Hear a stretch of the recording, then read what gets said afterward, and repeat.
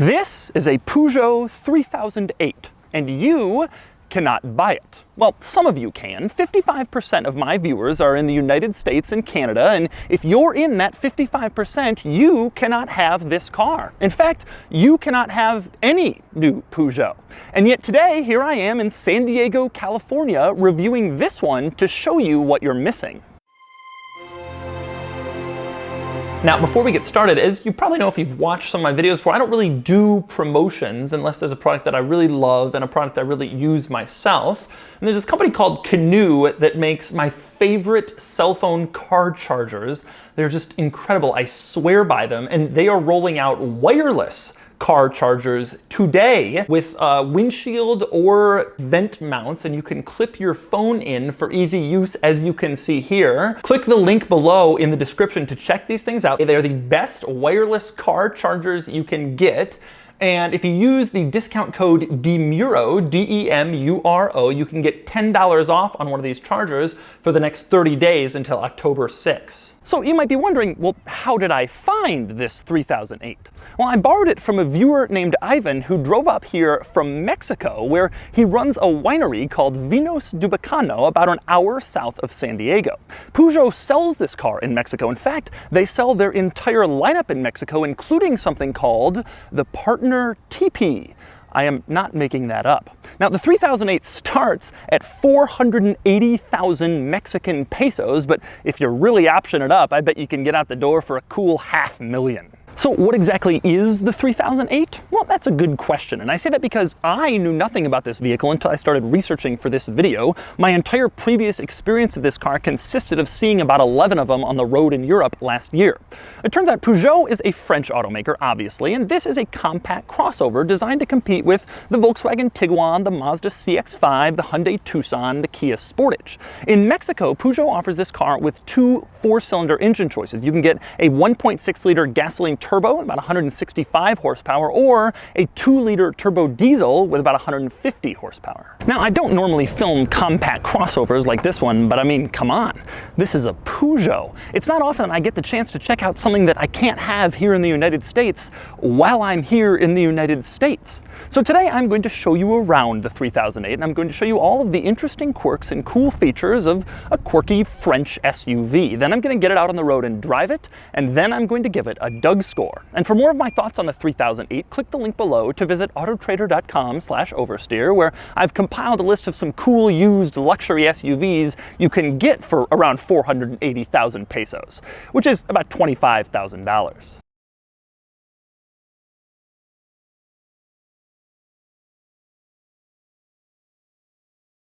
Now, I'm going to start by addressing one of the first questions you might have, which is the color, namely, why is like 2/3 of the car copper and 1/3 black?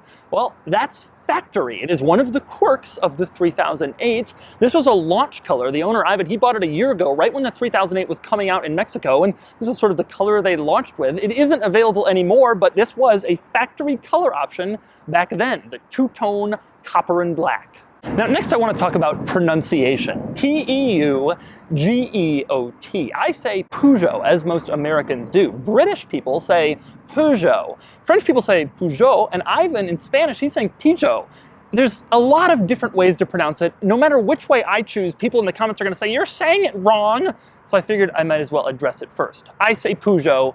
Get over it. Now, the next interesting thing back here is the badge. It's called 3008. But the cool thing about the badge is you can see the two zeros in the middle make sort of the Infinity logo. Not Infinity, the car brand, but I mean like the Infinity, the sideways 8. It's another little quirk of the Peugeot. Next, we move on to the headlights. Now, the headlight design is pretty cool. It's kind of interesting. But the thing I like most about the headlights is the lights above the headlights. Starting with the LED running lights, you can see it makes this sort of curvy pattern above the headlights, and that looks cool anytime the car is moving. But even cooler is the turn signals. Check this out. They make a curvy pattern above the LED running lights, and they go on sequentially like the rear turn signals in a Ford Mustang, and they look very cool when they are on. It's a really cool design, and I think it gives a lot of character to the front end of this car. Next we move on to the interior, where there are quite a few interesting quirks, as you might expect, given that this is a French car. I'm going to start with the steering wheel, which is just bizarre. First off, it's tiny, it's really small, and it isn't circular. It's sort of square at the top and the bottom, like in a Formula One car or in a Ferrari, except this is a Peugeot compact crossover. It is very unusual, but there's some functional reasons behind it. The steering wheel is especially short on top because the instrument panel, the gauge cluster, is above where you look. So unlike in a traditional car where you look below the upper rim of the steering wheel to see what speed you're going and all the other stuff, in this thing you look above it, so it's right in your field of vision. This is actually a really good idea. But by implementing this idea, they gave you a very small steering wheel like you're in a race car or something. I put my hand on it, it almost takes up the entire side of the wheel. It's bizarre. Just as unusual as the steering wheel is the paddle shifters, which are kind of strange. First off, they're mounted to the column and fixed in place. That's weird because most cars have paddles that move with the steering wheel, but in the 3008 they're fixed to the steering column like in an exotic sports car where the driver may be on a racetrack and want to use the paddles in a corner. The unusual thing about the paddle shifters is, though, that they don't paddle. When you go to upshift or downshift, you can see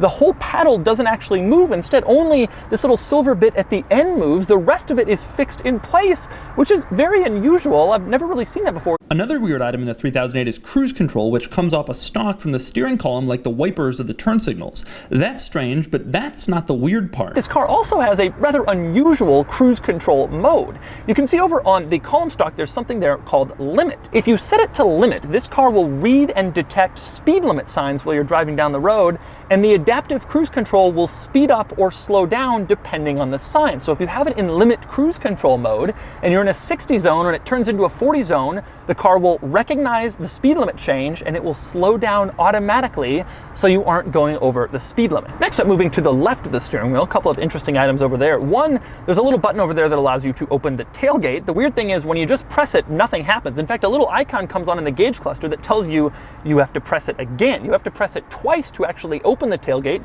just to confirm that you really, yes, for sure want to open the tailgate. Also unusual, over there by that tailgate button, there's a little slot.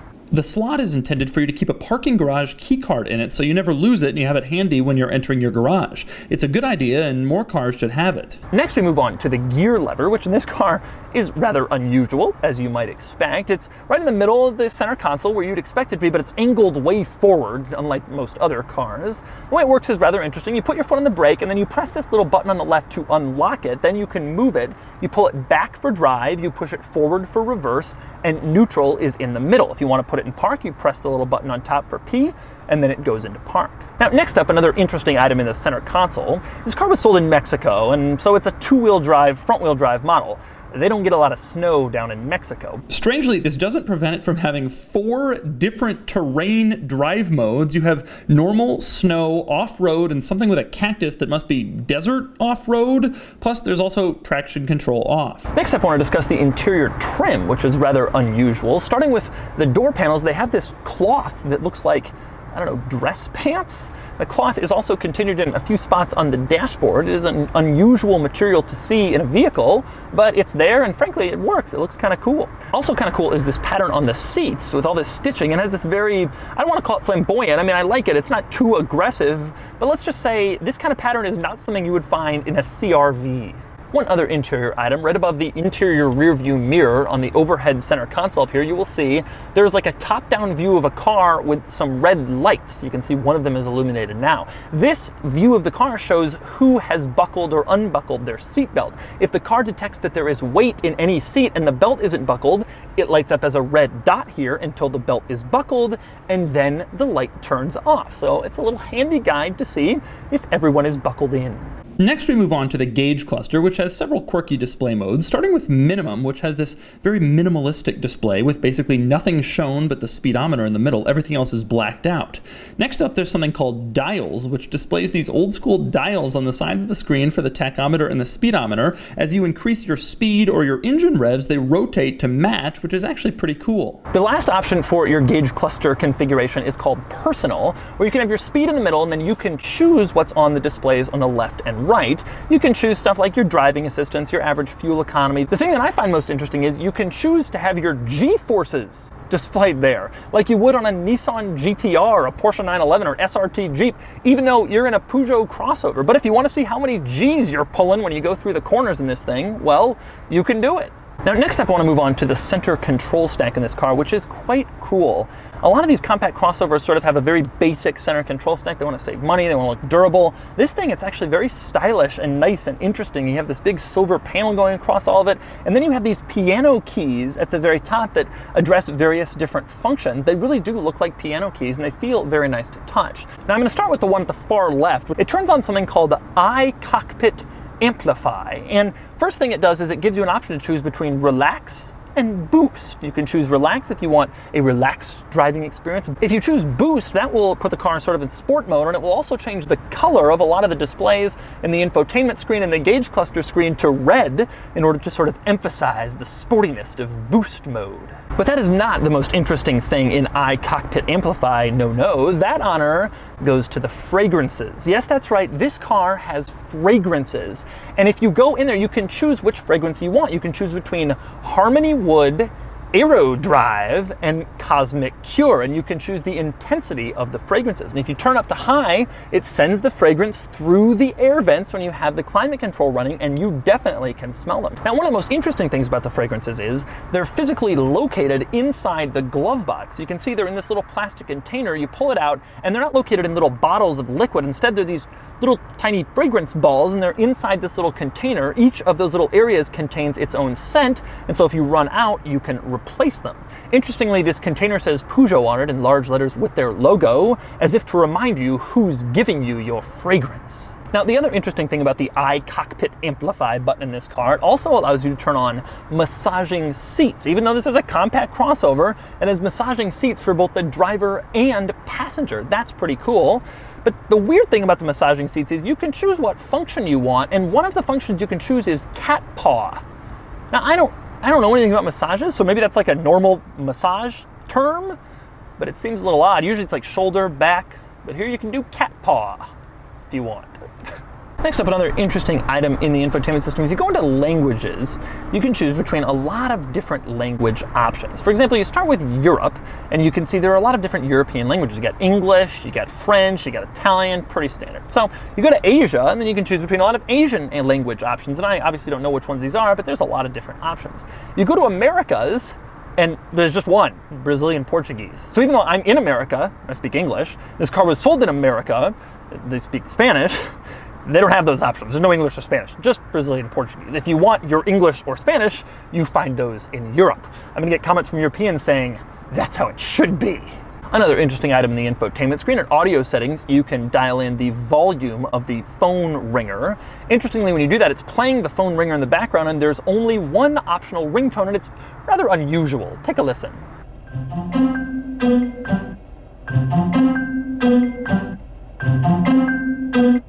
That is, in fact, the kind of rather unusual, quirky ringtone I would expect from the French. And here's another weird quirk. This car has a 360-degree camera, but there are only 2 cameras. Usually there's 4, 2 in the front, back, and 2 on the sides, and the mirrors. This car only has 2, one in the front and one in the back. The way it works is you put it into reverse, and you can see there's a large area that is grayed out. You can't see it, so it's like, well, why even bother with a 360 camera? But you actually start backing up, and the car uses previous information from the rear camera to fill in what's on the side. So that actually isn't a real-time shot. It's like 2 seconds old as you back up, but it should be fine, provided that nothing happens to randomly pop up directly on the side of your car as you're backing up. Still, it's an unusual approach to a 360-degree camera. Next up, we move on to the rear of the 3008, where there's really nothing particularly unusual back here. Really, it's just the same interior room, legroom, headroom, and the same features as basically every other compact crossover. Maybe the only unusual item back here is the seat pattern. It has that same weird, kind of bizarre, quirky seat pattern as the front seats had. It's carried onto the back seats. Next, we move on to the rear of the 3008 in the cargo area, where there are a couple of interesting quirks. One is the cargo floor. Now, right now you can see it's like in its flat, normal position. Seems about right. But it also can can be lowered by like 2 inches and then clip into an even lower position just in case you need that much extra room in back.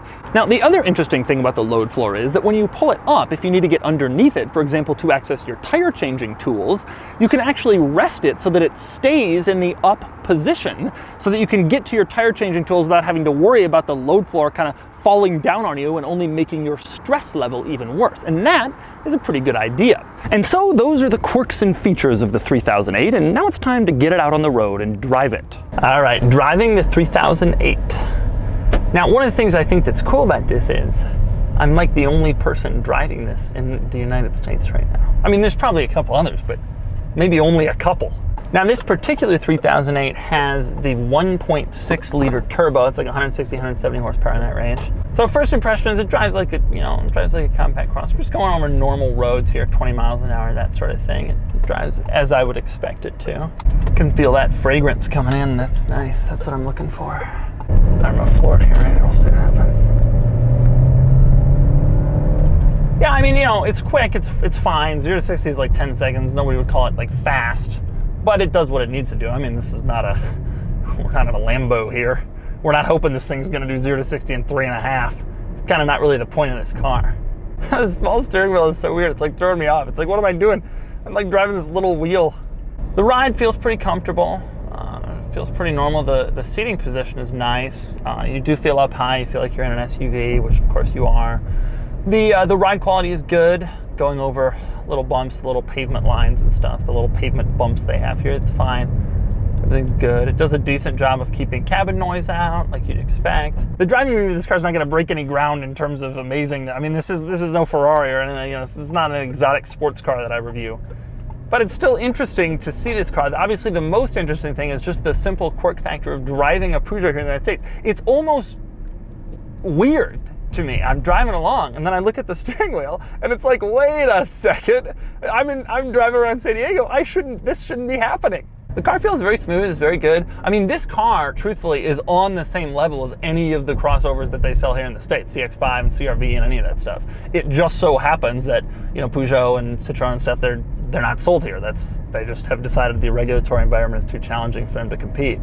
But I mean, if it was sold here, they would sell a ton of them, and it would just be like a normal, people would buy, a CR-V or a 3008. The steering actually is a little bit more direct than I was kind of expecting. It drives, and actually feels like it, when I'm going around corners here as I am, it actually feels like it drives a little smaller than some of the other compact SUVs, which is to say that it feels a little bit more kind of maneuverable and tossable than those. The thing to me about this car that's so appealing is the novelty of it and the interesting of it, and also, frankly, the interior is actually pretty nice. The quality of it is pretty good. Everything is well laid out, but also like those piano key things, the silver trim for the center control stack, they're cool. I mean, they look really nice. This car is definitely more interesting than a CR-V or something like that. You look at those and you're like, well, okay, another CR-V. Whereas you look at this and it's like, oh, this is kind of cool. And so that's a full review of the Peugeot 3008. My global viewers are watching this and they're like, why is Doug reviewing that normal crossover? My mom has one of those. Meanwhile, my North American viewers are watching this and they're like, Doug's reviewing a what? A Peugeot crossover? Let's go see what Hoovie's Garage has on. But I personally think this thing is cool. It's weird and it's quirky and it's interesting, and there's something special about driving a French SUV made in France, sold in Mexico, here in the United States. Some globalized automotive forbidden fruit.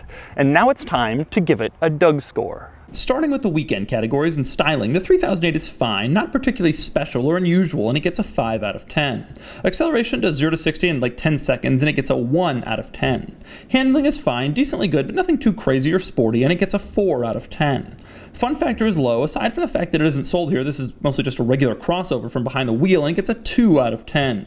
Cool factor, however, is higher. This is cool because it isn't sold here, and it's the kind of thing I'd see on the road and send a photo to my friends saying, look at the cool cars I see in San Diego. It gets a 5 out of 10 for a total weekend score of 17 out of 50. Next up are the daily categories and features. The 3008 is well equipped with some nice touches like the fragrance and massaging seats, but it's not luxury car loaded, and it gets a 6 out of 10. Comfort is fine, and it gets a 6 out of 10. Quality is good. The interior is nice with mostly bright spots. It feels more expensive than its cost would suggest, but it's still not a crazy luxury car, and it gets a 5 out of 10.